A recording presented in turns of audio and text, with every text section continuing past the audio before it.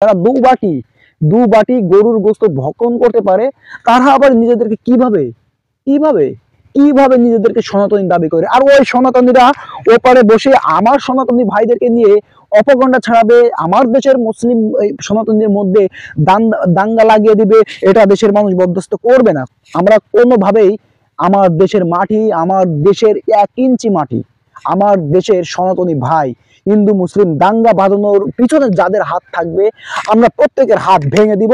এটা আমাদের চ্যালেঞ্জ। তবে বাংলাদেশে প্রত্যেকটা মানুষ সচেতন আছে, তারা গাজওয়াতুল হিন্দ সম্পর্কে ধারণা রাখে। মানুষ মুসলিম যারা আছে তারা গাজওয়াতুল হিন্দ সম্পর্কে ধারণা রাখে। এই জন্য বাংলাদেশের মানুষ মোটেও ওদের সঙ্গে মুলাকাত করতে পিছপা হটবে না।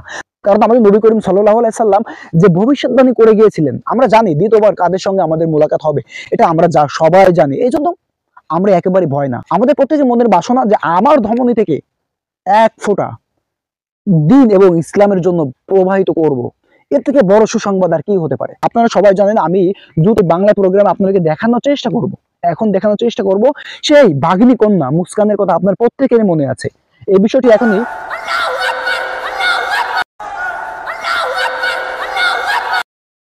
দর্শক, আপনারা সবাই জানেন এই মুস্কানের আল্লাহু আকবার এই ধ্বনিটা গোটা ভারতবর্ষকে প্রকম্পিত করে ছেড়েছিল। এছাড়া সারা বিশ্বে এটা ঝড় উঠেছিল। তারা যেভাবে আমাদেরকে নিয়ে নিউজ করছে, তারা যেভাবে আমাদেরকে নিয়ে অপগন্ডা ছড়াচ্ছে, একেবারে একেবারে অহেতুক মিথ্যা বানোয়াটি।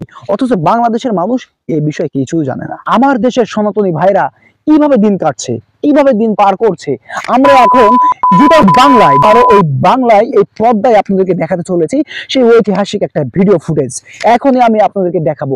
আশা করি ওই সমস্ত হকার সাংবাদিকগুলো তাদের জবাব পেয়ে যাবে ইনশাআল্লাহ। তো দেখতে চলুন, দেখুন আমাদের সনাতনী ভাইরা তারা তাদেরকে কি বলছে, তাদের মহাগুরুদেরকে কি বলছে, আপনারা দেখুন।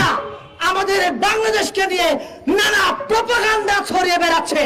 বাংলাদেশের দিকে চোখ তুলে তাকাবা। কথায় আছে মাঠ থেকে মাসির দরদ, অথচ ওরা যাদের নিয়ে লাফালাফি করছে তারা তাদের বিপক্ষে অবস্থান করছে।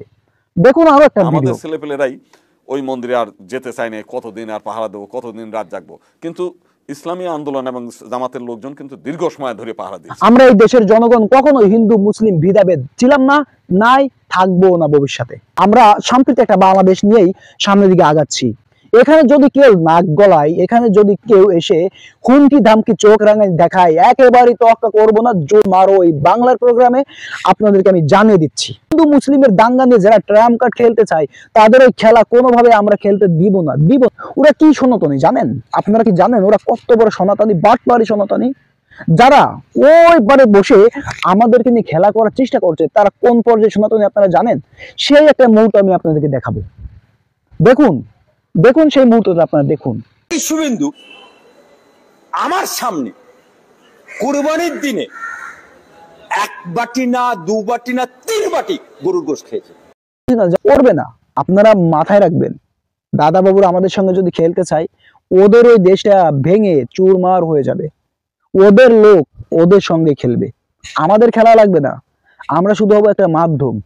আমাদের মাধ্যমটাকে কাজে লাগিয়ে দাদা বাবুর লোকরাই দাদা বাবুদের সঙ্গে খেলবে।